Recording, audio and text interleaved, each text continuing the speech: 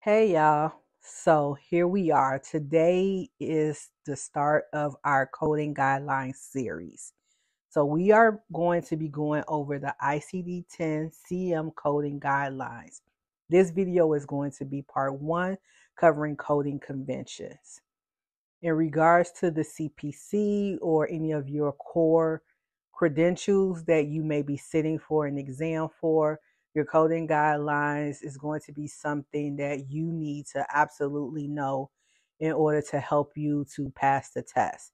And as far as just coders in everyday life, we rely on coding guidelines to help us to avoid getting denials and rejections for our from our payers. ICD-10-CM purpose is to establish medical necessity for the procedures and the visits that our patients are, receiving from our providers.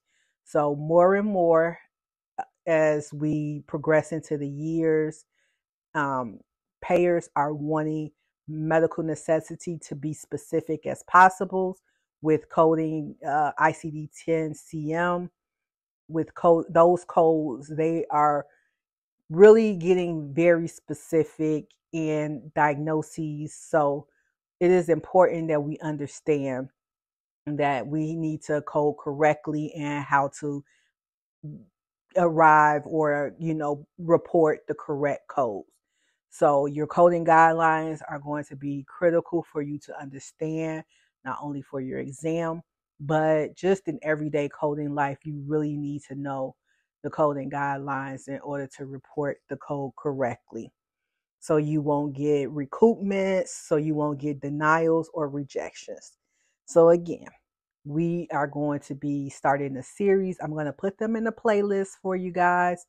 I don't know how many videos this is going to be just yet, but I'm definitely going to put them all in a playlist, and we're going to get started. Today is part one, coding conventions. So my goal today is for you to learn and answer the question, what are coding conventions? For you to identify the difference between the alphabetic index and the tabular list, and for you to understand how the coding conventions affect coding assignments. I'm Kat. The credentials I hold are CPC, CPMA, CRC, and CPCD. I've worked in healthcare, specifically claims management, for over 18 years. I've been billing and coding for the last 10 or so years. And I also own a billing consulting company called Superior Medical Consulting. My goal with this channel, Level Up Medical Coding, is to help educate the future medical coders and to help the curious medical billers and providers learn to code and bill in a fun, exciting, and informative way. Welcome to Level Up Medical Coding. Let's get into it. Okay, so our coding guidelines for ICD-10 consist of coding conventions, general coding guidelines, and chapter-specific guidelines. As I stated earlier, this is part one. We are going to be going over just the conventions right now. So naturally, I'm sure you're asking, what are conventions?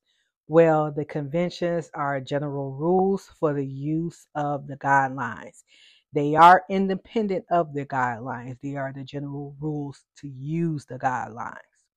They can be found within the alphabetic index and the tabular list of the ICD-10-CM book as instructional notes. The conventions and instructions of the classifications of the diseases take precedence over guidelines. And in case you didn't already know, ICD-10-CM stands for the International Classification of Diseases. The 10 is for 10th revision, and the CM is for the clinical modification. So ICD-10-CM. These conventions and instructions for the guidelines are for the classifications of diseases. I want you to keep in mind that the conventions, general guidelines, and chapter specific guidelines are all applicable to all healthcare settings unless it's otherwise stated in the instructions or in the just in the book in general. So anytime that you are coding for any healthcare setting, when you're coding for ICD-10-CM codes, you will refer to these guidelines. All right, so now let's talk about the alphabetic index versus the tabular list. So when we're looking up a code to assign a code to report, we have to use two sections of the code book. Those two sections are the alphabetic index and the tabular list. The alphabetic index is an alphabetical list of terms in their corresponding codes. And the tabular list is a structured list of codes that's divided into chapters and it's based on body systems or condition. So if you happen to have your book, it's a great time to get them out right now because it may be helpful while we're going through this to reference your book so that you can kind of keep up. If you don't have your book, you can definitely Google the 2024 coding guidelines and you can just kind of go through at least the guidelines with me. But it will be real helpful if you have your book so that you can go ahead and flip through some pages while we're going through this presentation. The alphabetic index actually looks just like a regular index from any old textbook that's usually in the back of the book, but in the coding book is in the front of the book. The tabular list is very colorful, is divided up into body structures and chapters. And, once you get real familiar with the book, you will understand the flow of the book a lot better. So if you have your book, take a look right now. Go through the alphabetic index and look at what it consists of. It consists of basically 4 categories, which are the index of diseases and injury, the index of external causes of injury, the table of neoplasms, and the table of drugs and chemicals. The first two, the index of diseases and injury, the index of external cause of injury, are in index format. The table of neoplasms and the tables of drugs and chemicals are in table formats. So take a look and get real familiar at, the format and the layout and the structure of these 4 sections of the alphabetic index.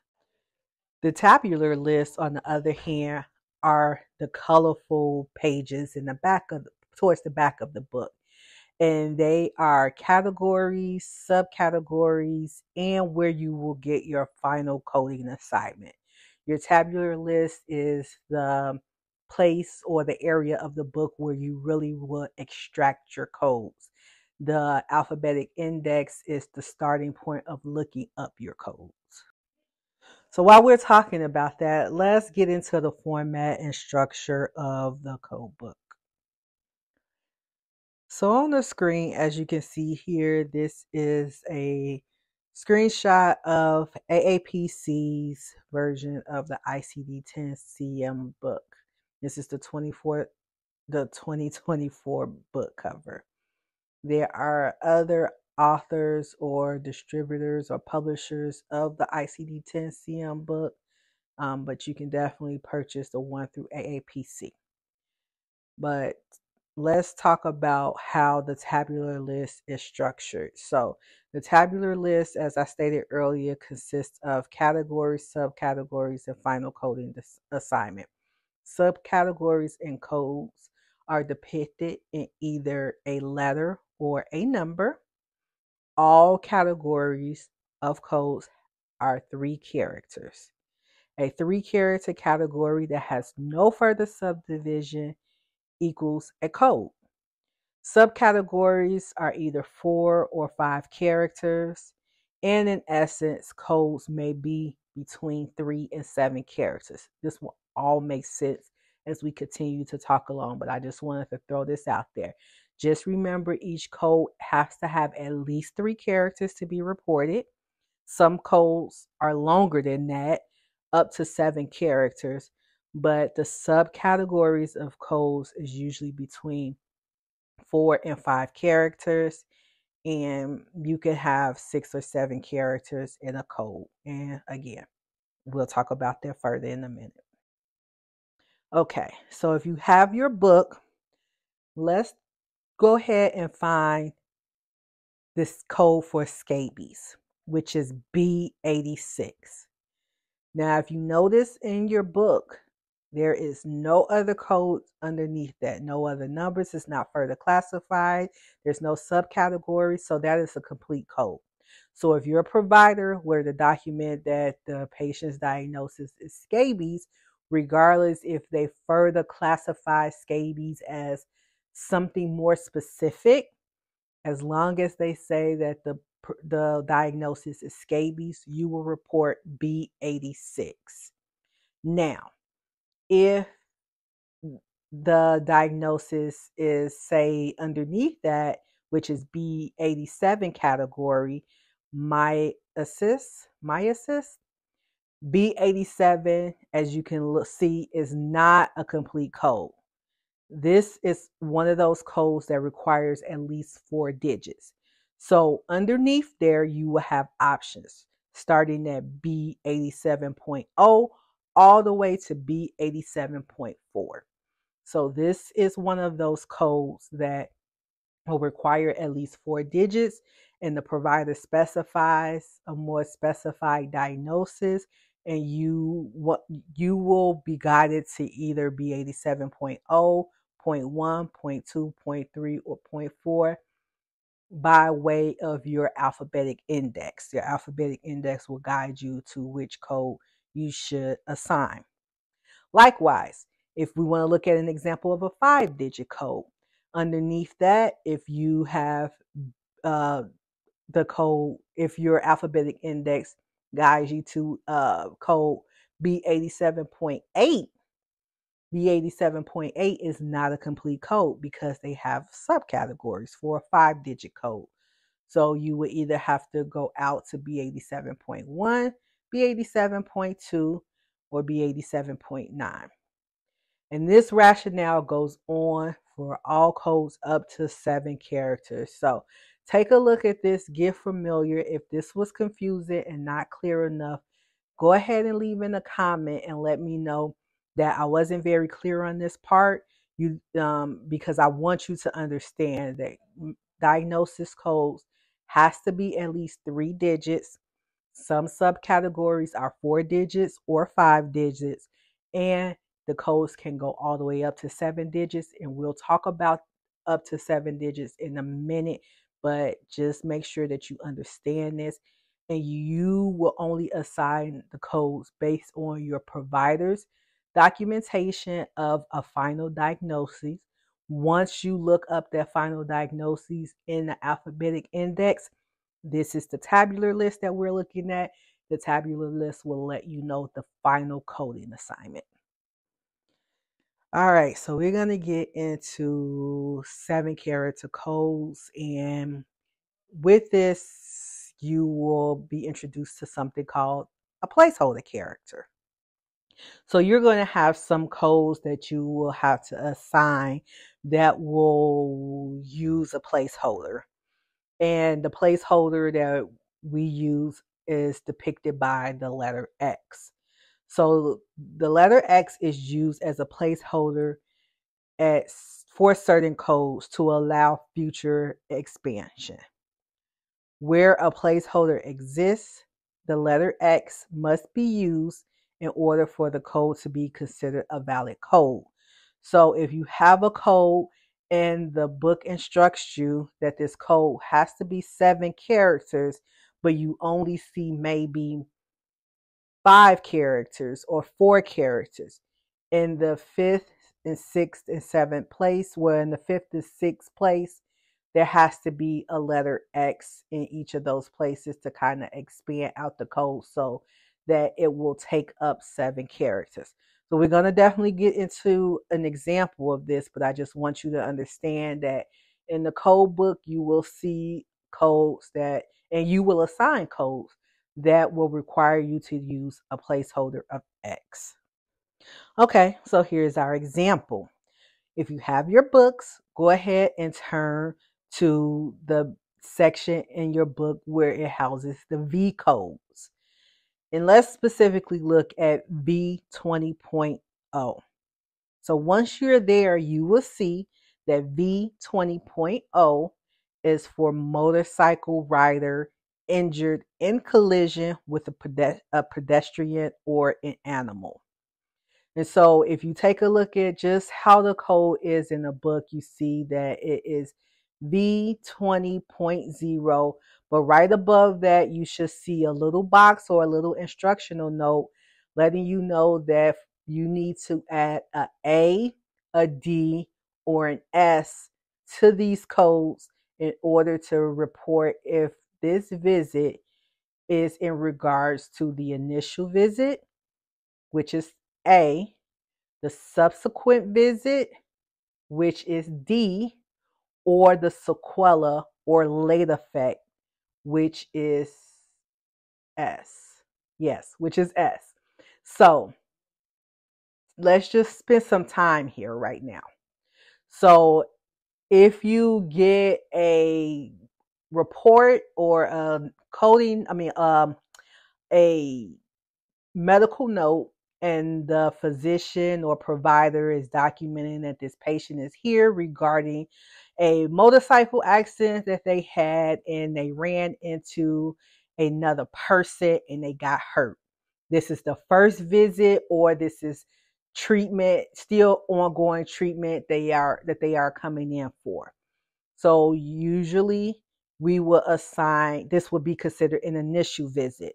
So we have to assign the letter A. But the letter A is a 7th character. If you look at that coding box, it tells you that. And depending on the book you have, it definitely indicates, besides that code, that this code must be 7 characters in length. So because they only give you 4 characters, V200, you need to now expand this code so that it can be 7 characters. You know your 7th character, because this is an initial visit, has to be A. So you need 2 other characters in order to make this code a complete code. This is where your placeholder X comes in play. So in order to properly report this code for the initial encounter, you will report V20XX, and then the letter A for the initial encounter. So if you have codes like this, when you are looking them up and you go to your code book and you see that it indicates that this is a 7 character code, but the code book only gives you, maybe 4 characters, and it tells you that you have to put this, ending connotation or ending letter of A, D, or S, you know that this is an instance where you will use your placeholder X codes, in order to expand the code out to be 7 characters. So again, I hope this is clear. Let me know what questions you have in the comments so that I can make this crystal clear for you if you don't understand. All right, so that last example was a great example of placeholders as well as codes that require 7 characters. So we're going to dive a little bit deeper into 7 character codes. So some ICD-10-CM categories have a 7th character requirement. The 7th character is required for all the codes within that category. The 7 character must always be in the 7 character field. And if a code requires a 7 character and is not at least 6 characters in length, then you must use the placeholder of X to fill the empty characters. I didn't write that out, an example for that out right here, but take a look at example T38.0. I'll give you a second to go to your book if you have it and take a look at that code. So if you look at the category T38.0, It's one of those categories that tells you that you must have in the seventh character A, D, or S for the initial, subsequent, or sequela. When you look at that code, if you go down to the subcategories, it'll give you T38.0X. They already put that placeholder there for you. This code is poisoning by adverse effects of an underdosing of glucocorticols and synthetic analogs. And it'll also tell you that you need to further specify that code into 7-character codes. Now, these codes have the X in between, numbers. So you have T38.0X1 through T38.0X6. So when you report a code such as this, for an example, you will make sure that you include all those characters, and then based on what encounter the patient is coming in for, being seen for, if this was the initial encounter, meaning that the treatment was an ongoing treatment of the patient is coming in, getting treated for this, and the plan is still being established, the doctor is still monitoring the patient, etc., then you will depict that by including a letter A for initial encounter. If this is a subsequent encounter, meaning that the patient is probably, pretty healed from this, and the provider is just, doing follow-up visits, making sure whatever the plan that they set in place is still working. If they have to make any alterations or changes, then you will probably depict that encounter with a D in the 7th character. If for some reason that some kind of late effect has occurred, maybe the patient was on a medication that was helping them to detox from this this poisoning, and they had a late effect from it, say maybe headache, stomachache, whatever, rash, whatever, you may want to depict that encounter with the letter S for a sequela or late effect. So this is just an example that it doesn't always have to be like a XX. It could be a X, a number, and then you will report your letter to indicate what type of encounter this is. So again, any questions, leave them in the comments. All right, so things to remember when you're reporting a diagnosis code is only complete codes are permissible, not just the categories, not just the subcategories. If your code has a 7 character, you must report all the characters up to the 7 characters. It's required. Don't forget it. You don't want to get an unnecessary rejection or denial because you as the coder did not report the complete code. It's your job to know this. It's a convention. It's part of your guidelines. You should know this. Just don't forget it. And as you become a seasoned coder, you will know what codes will require the 7 character. You will just get familiar with that. It would just, become kind of second nature in your job duties that this code needs to have a 7 character or a placeholder code. All right, so another thing that we all know and love in the medical field is that we always work with some sort of abbreviation. And medical coding is no different from anything else in the medical field. So there are some abbreviations that you want to get familiar with.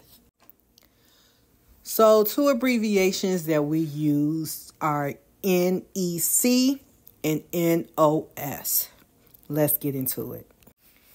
NEC stands for not elsewhere classifiable. In regards to the alphabetic index, it represents other specified. So when a specific code is not available for the condition that is being reported in the medical note, the alphabetic index will direct you, the coder, to code other specified. There are certain codes usually ending in 8, and I say usually, they usually end in 8.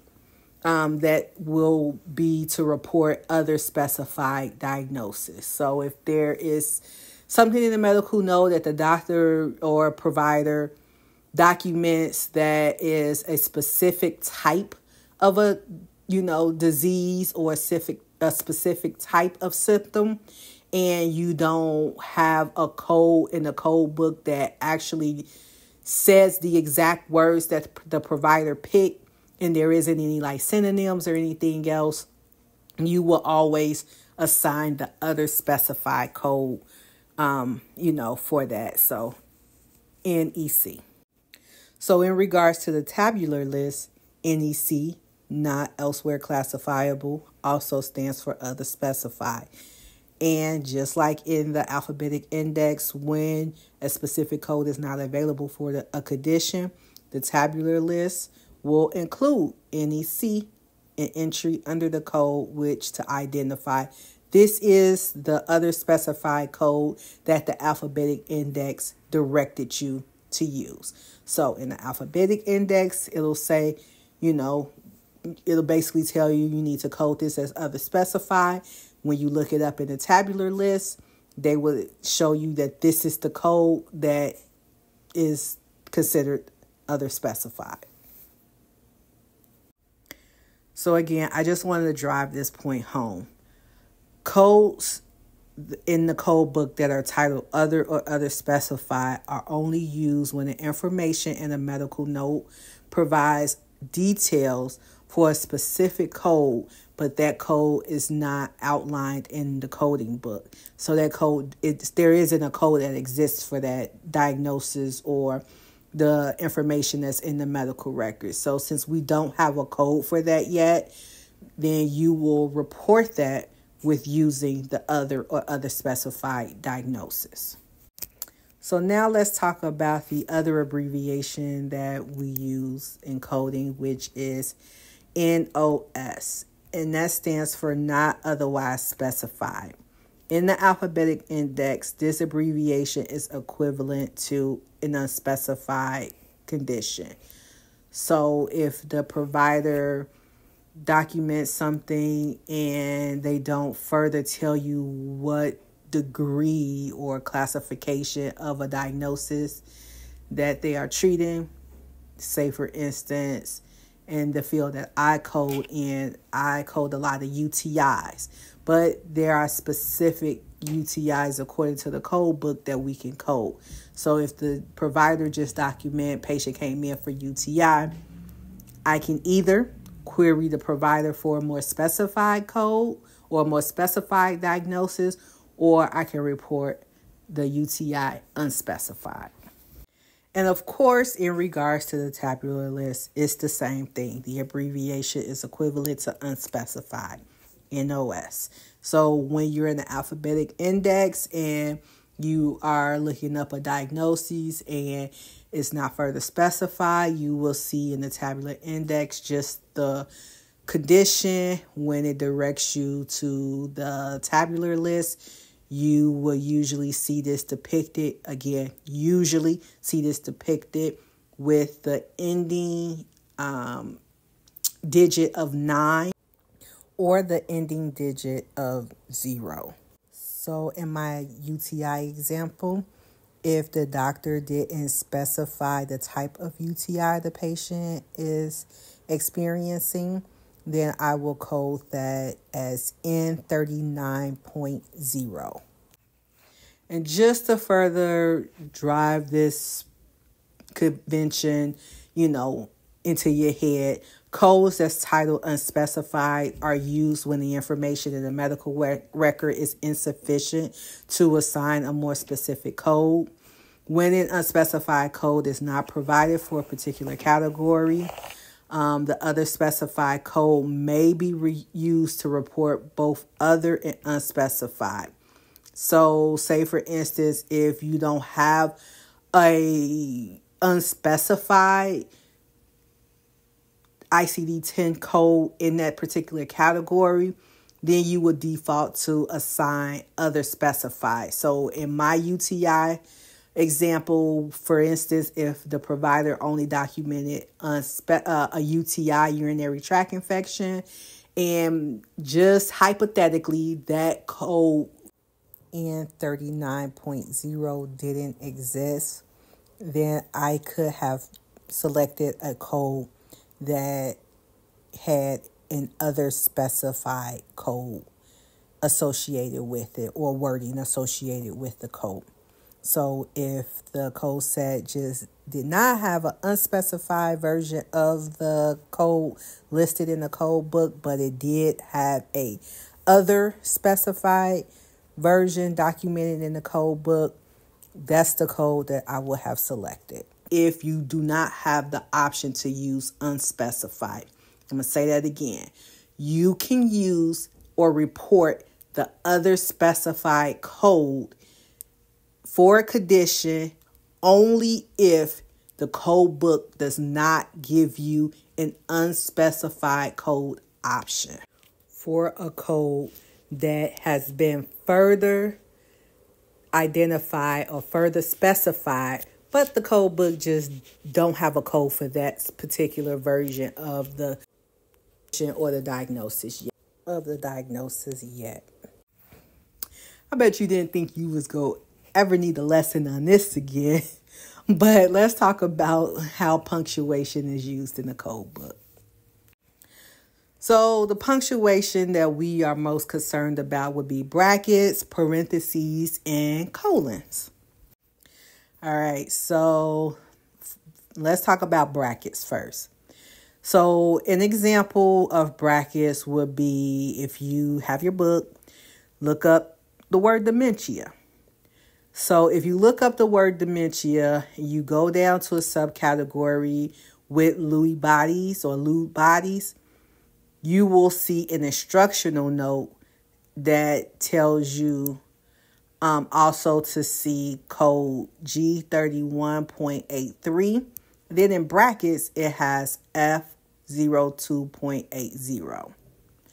So when you look up, you have to look up both of those codes in order to correctly assign dementia with Lewy bodies. But in the tabular list, the brackets enclose, if you go to the tabular list, when you see brackets, it will be for synonyms or an alternate way of wording that particular diagnosis or to explain further that diagnosis. But in the alphabetic index, as in the example that is shown above, it would be to also describe the manifestation code for that particular diagnosis. So you will have to understand the manifestation convention.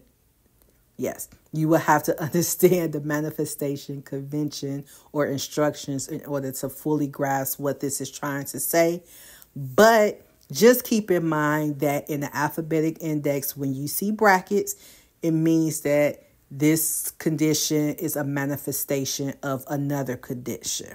If you see it in the brackets in the tabular list, it's just trying to help to explain or to, give you synonyms or alternate way of saying this diagnosis. All right, so parentheses. So for an example of this in the ICD-10-CM alphabetic index, let's look under the term enteritis, and you will see acute, you will see chronic, and in parentheses. And so what that is telling you is that if the provider documents this diagnosis, they don't necessarily have to say it's acute or chronic, because this particular diagnosis is probably going to be reported for either the acute version or the chronic version of this condition. So it's just, a non-essential explanation for this diagnosis. Is, relevant to the provider, but it's not relevant to assign this code. So parentheses are used in both the alphabetic index and the tabular list in the same way.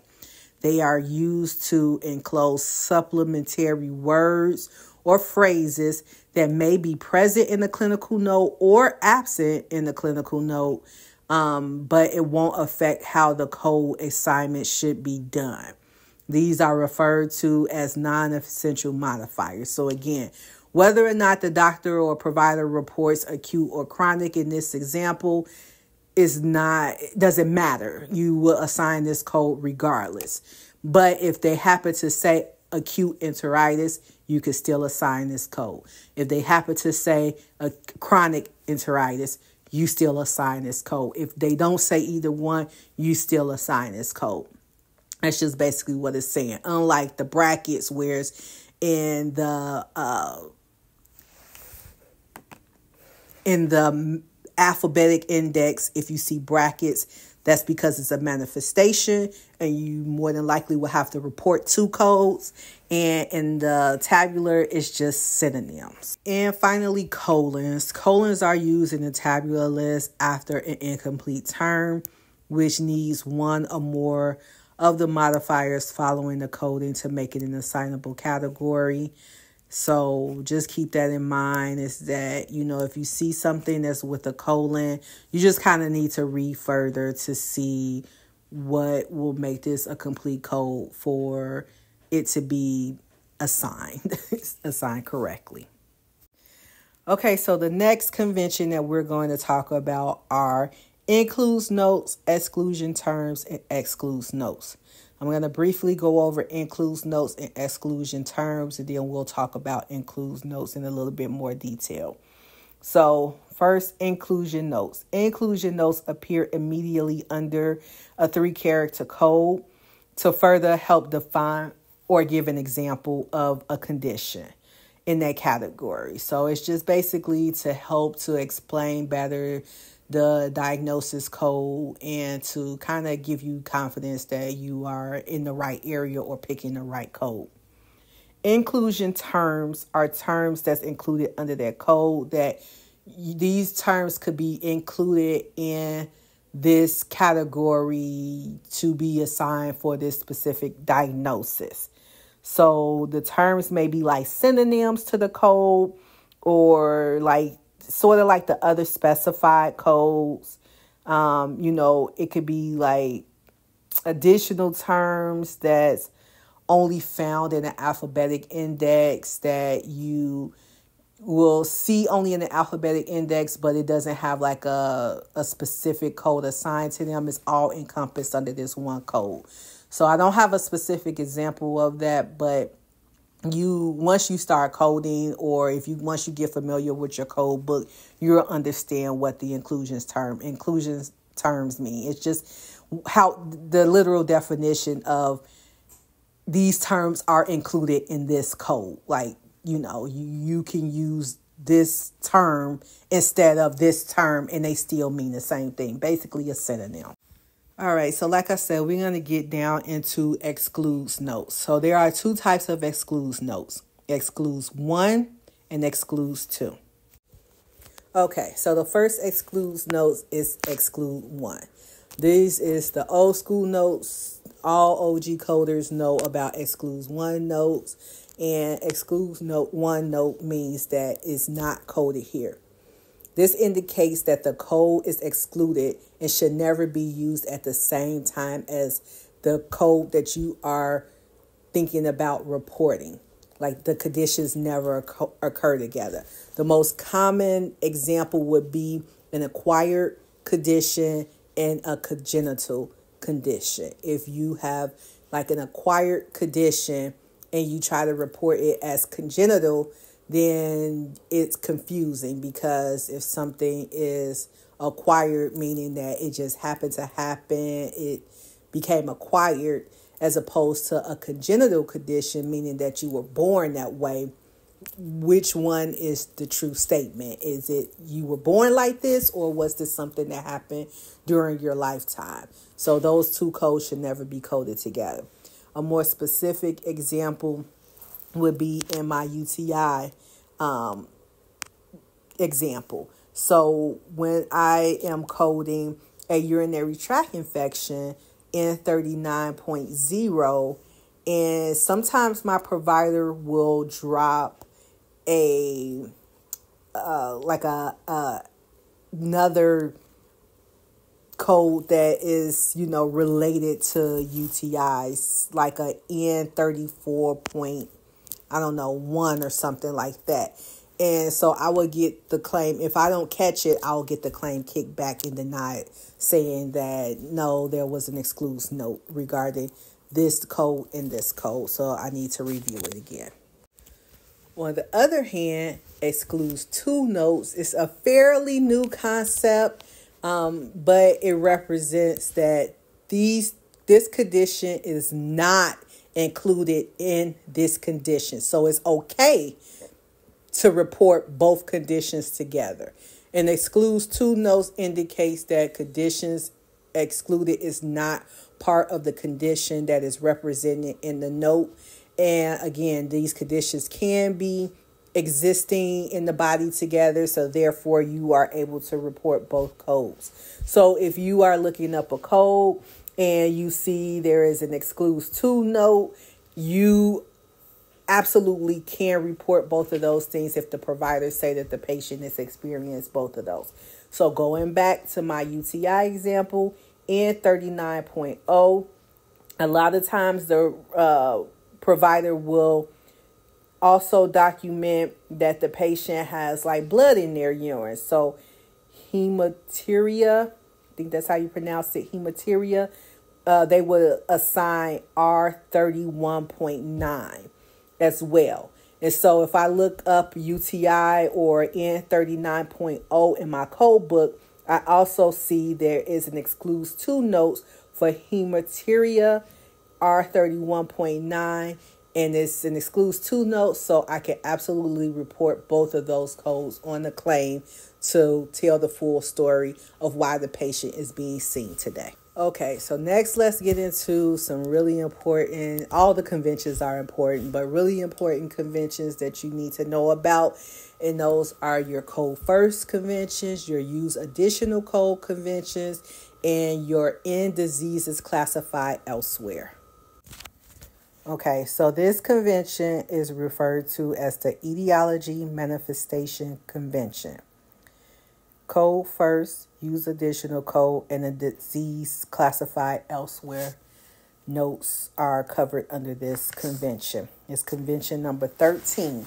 So if you have your code book, I would suggest that you go ahead and highlight some key terms under this convention, because this convention will cause some denials if you don't follow this convention and your code absolutely directs you to use this convention when reporting.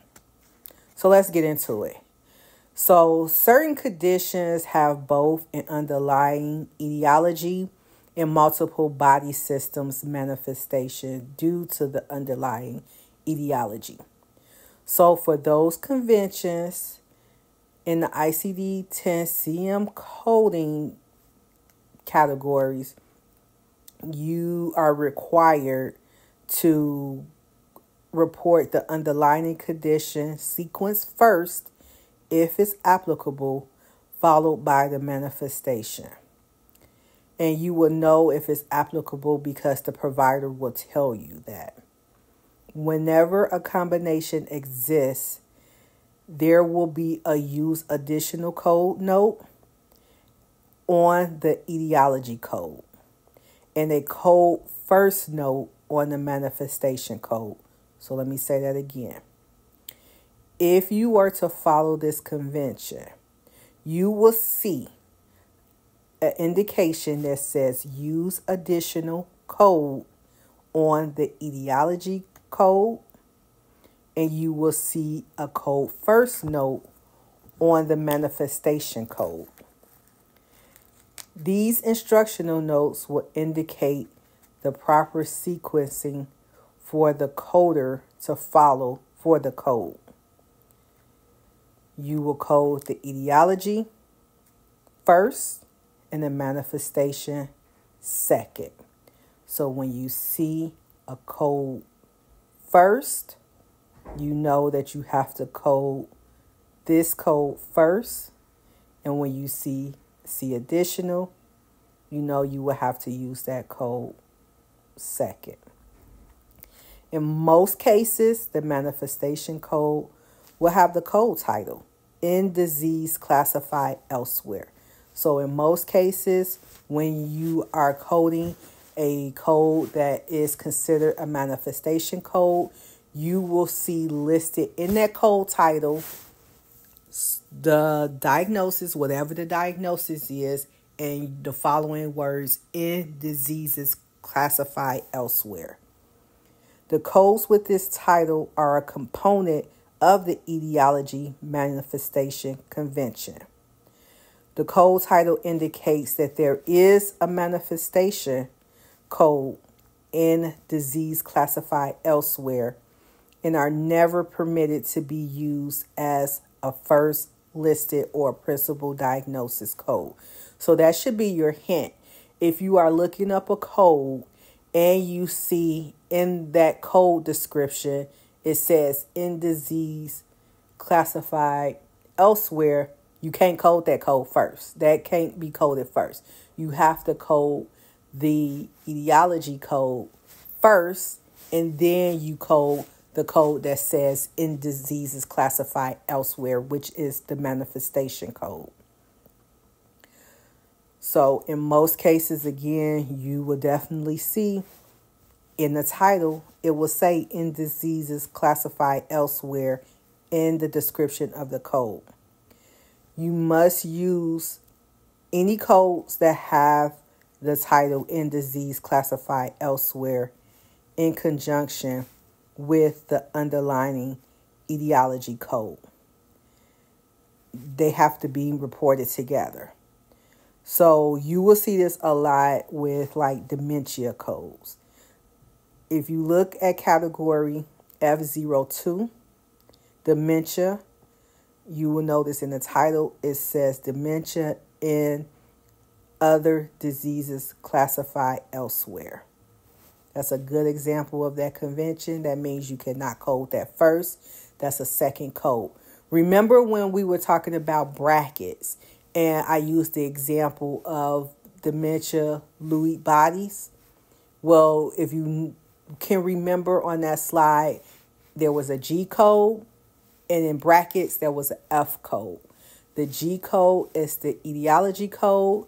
The F code is the manifestation code. So when we're reporting, if we want to report that code, we will have to report both of those together. So there are manifestation codes that do not have in disease classified elsewhere in the title. And for those codes, there is a code note that is titled Use Additional Code at the etiology code and a code first note at the manifestation code.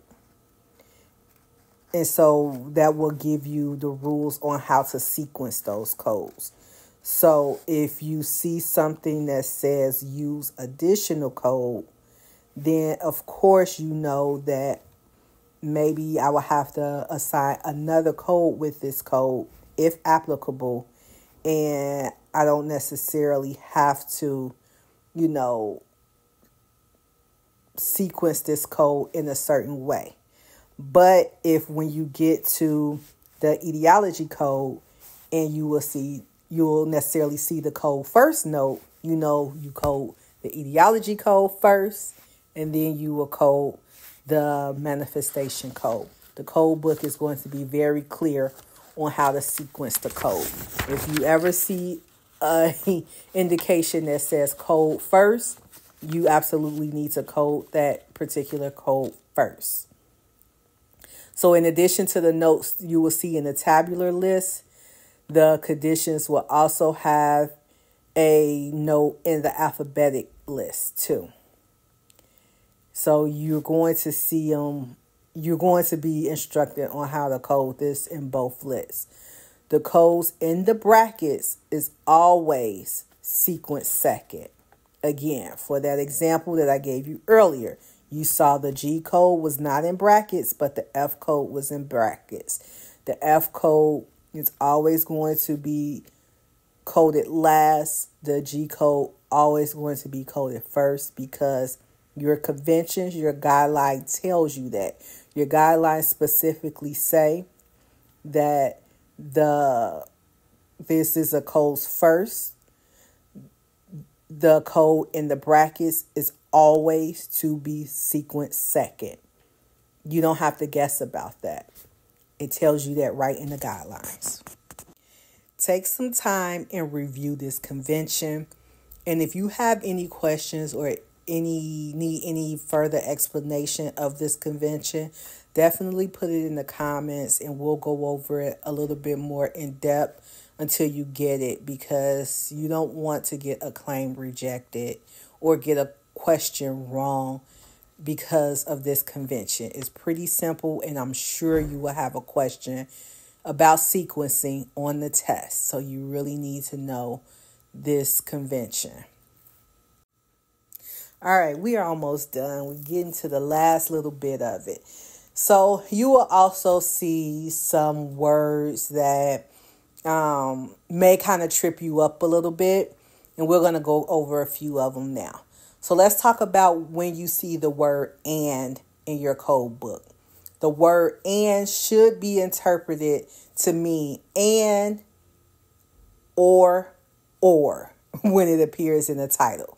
So this means that if the provider documents A and B, you can report that code. If the provider document A, you can report that code. If the provider documents B, you can report that code. So I know that's really confusing, but it'll only make sense when you see that word in your code book and you're like, man, this code has both A and B listed in the title, but the doctor only documented B. Can I still report this? And the answer to that would be yes. Because if the code book says A and B, but the doctor only reported B, you need to interpret "and" in that particular code as saying "or." Hopefully that makes sense. All right, so an example of this would be, if you have your code book, turn to code E87.0. I'm not really good at pronunciation, so I'm going to try my best. But hypersomnolatity and hypernatremia.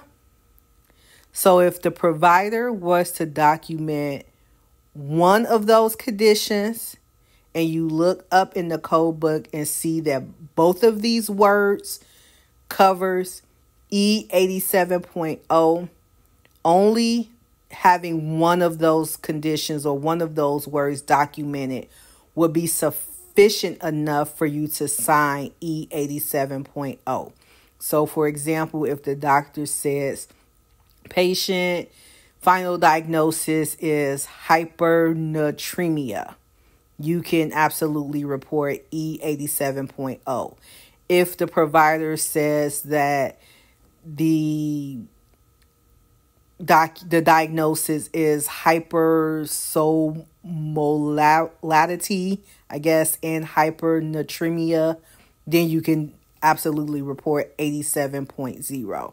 So the point of this is, or the point of the word "and" is, you can interpret it to meaning and you can interpret it to mean "or." So hypersomnolatity or hypernatremia would be the correct way to read E87.0.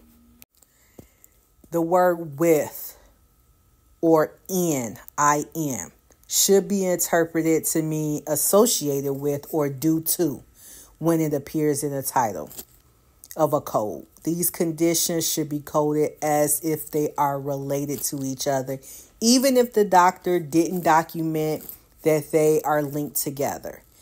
The only caveat to that would be if the doctors clearly states these two conditions are totally unrelated. So a great example of that, and one of the most recognizable examples will probably be in the diabetes section. So if you look at any of the E10 or E11 codes, let's just pick, for example, E11.2. If you turn to E11.2, it'll say type 2 diabetes with kidney complications. Now, if the provider states that the patient's diagnosis is diabetes on one line, and then on the other line they say, and they have kidney complications or a specific kidney disease like chronic kidney disease, which is E11.22. If the provider says that, then you must use this combination code of E11.22. So you cannot, it's not proper coding if you will code the diabetes as E11.9 and you document or code out the chronic kidney disease as, what is it, N18, whatever stage it is, N18 point, we'll just go with the unspecified, N18.9. So if the note says the patient has come in regarding their diabetes and their CKD, you have to use this combination code unless the note states these two conditions are not a manifestation of one another. Like the kidney disease was not a manifestation of the diabetes. If that's the case, then you can report them separately. But if the doctor doesn't say that, you have to use your combination codes. So make sure that a combination code doesn't exist when you have two conditions that is clearly, a linkage between them. So in order for you to get to know that, you will have to understand disease processes, and you will also need to get familiar with your code book. And then we have our C notes and our C also notes. So your C note indicates that there's another term that should be referenced, and you absolutely have to go to the main term that is telling you to see in order to make sure you're coding correctly. So I have an example up here of fibromyalgia in pregnancy or childbirth. When you look up that code, it directs you to C, fibroid in pregnancy or childbirth.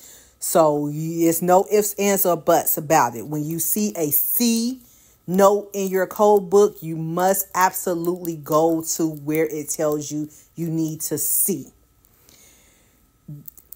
as opposed to C also. C also indicates that there is another main term that may also be referenced to provide you additional information in the alphabetic index. It may be helpful. It's not necessary to follow the C also note, but it could be helpful. So, for example, if you look at fibromyalgia again, and you will see underneath that one, there is a C also in neoplasm, connective tissue benign. So in this case, you probably should go to connective tissue benign, but it's telling you that this is just a helpful thing. It may not be necessary for you to see that code. You still may get to the right code by just following the path of, the fibromyalgia in neoplasm, but it's going to take you, this example is going to take you to the neoplasm table. But just know the difference between C means you absolutely must do it, and C also means that it may not be that necessary. And we talked about this one a little bit earlier when we were talking about your in disease classified elsewhere, but you also will have a code note that says code also. And this will instruct you that two codes are required to fully describe the condition. So when you see a code also note, you may want to make sure that you are sequencing the codes correctly. And you know that this absolutely indicates that you need to have two codes reported in order to fully describe what's going on with the patient. So code also is, I guess it would be equivalent to 2 codes. And we're going to end with this, but this probably should be your first description. Default codes. A code listed next to the main term in the ICD-10 alphabetic list is referred to as the default code. The default code represents the condition that is most commonly associated with the main term, or it could be the unspecified code for the condition. So the example I have listed here is appendicitis. It doesn't specify if it's acute or chronic. It's just appendicitis. So that is the default code. If you get, if you are directed to appendicitis chronic, the default code to that would be appendicitis. So your default codes is just basically your code. That's where you start with. You start with the default, then you get down to the subcategories and, all the other nitty gritty where the placeholders and the 7 character and all that. But yeah, that's your default code definition. Okay, and before I let you go, I just want to put this reminder out here about coding assignments. So when you assign a code, you are assigning a code based on a provider's documentation. It's sufficient enough for the provider to say that the patient has been diagnosed with whatever diagnosis the provider puts down there. Your job as the coder is to extract the codes or verify the codes that the provider picks for the diagnosis that the provider dictates in their note. That's it. That's all. You are not a provider. You are not the person that is supposed to go back and make sure that this diagnosis truly exists. Your job is to see that the doctor wrote the note, signed the note, meaning that the provider attests to this information in this clinical note is true and correct, and they have diagnosed and created a plan to treat this diagnosis. Your job is to assign a code for that diagnosis.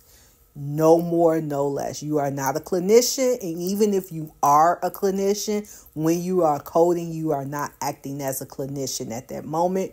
You are acting as a coder, and as a coder, your job is just to assign the codes to the diagnoses that the provider attests to. That's it. That's all. I know it's tempting sometimes because of our background knowledge of anatomy, physiology, disease processes, or anything else that we may have acquired in our past careers and life that will allow us, to know a little bit more than what we need to know for, assigning a code, and we may not necessarily agree with some things that's, we see documented. But our role at this particular time is not to discredit or be combative with the provider about if a diagnosis is accurate or, like if you just agree with them. If the provider attests to that diagnosis and the treatment of that patient, your job is to assign the code to that. That's pretty much what your responsibility and role in this part of the revenue cycle is for. So with that, I want to say thank you so much for joining me for your coding conventions. I hope this was detailed enough for you to understand how important the conventions are. It will all come together and make sense by the time we get to the end of this series. So I invite you to join me for part 2 of this series, which we will be going over general coding guidelines. And then after that, we'll break down the chapter specific guidelines. I don't know if the general coding guidelines will be 1 to 2 videos. We'll see how long the video is. And if I have to break it up into videos, it'll be a 2-parter. But if not, I'm going to try as best as I can to get it into 1 video. But I don't want it to be drawn out and boring. I want to keep your attention.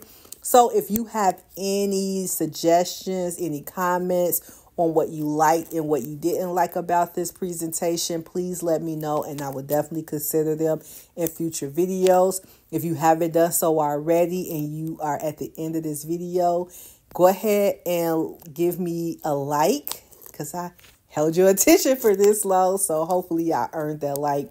And if you haven't done so already, go ahead and subscribe to the channel. I truly, truly appreciate the support. And I will see you back hopefully next week with part 2 of the general coding guidelines. Take care.